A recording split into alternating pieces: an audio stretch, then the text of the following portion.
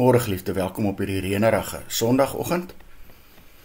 Ons lees in Johannes 11 die verhaal van Lazarus en sy 2 sissies. En dan lees ons die pyn wat hierdie 2 sissies beleef.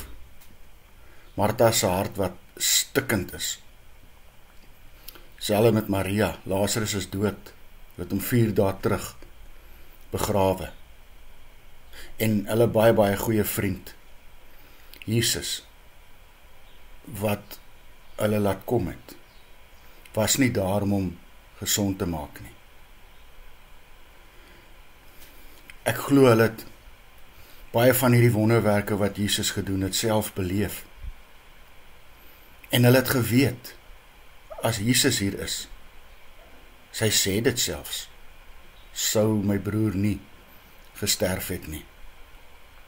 En dan as Jesus daar kom, dan is sy trooswoorde van so hard dat het haar eintlik nie veel help nie. Maar kom ons lees hierdie gedeelte vanoggend. Lees dit saam en dan lees ons vers 26. Sê die Here vir haar: en elkeen wat leef en in my glo, sal tot in ewigheid nooit sterf nie. Glo jy dit? Jesus se trooswoorde, het ek reeds gesê, het nie veel gehelp nie, totdat hy haar geloofsoë oopmaak en haar herinner wie hy is.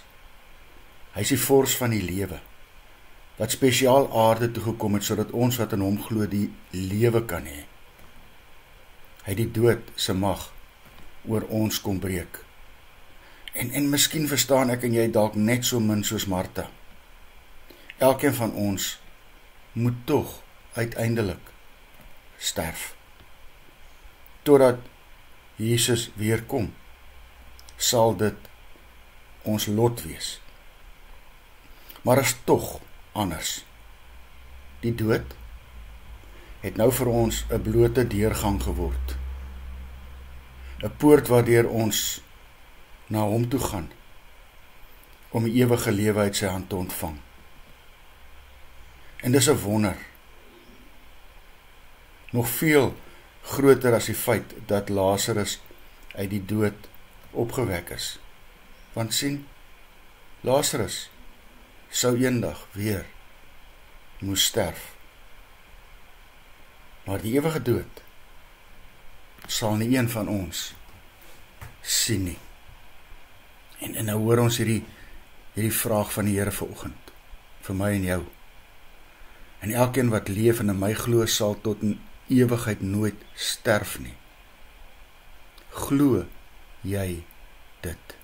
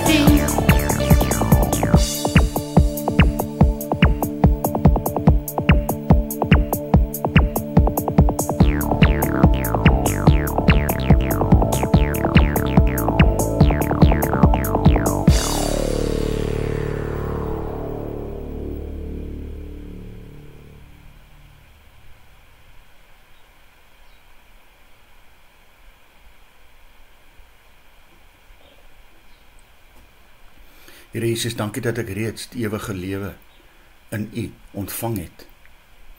En wanneer ek my laaste asem hier op aarde uitblaas, kom U myself haal hemel toe.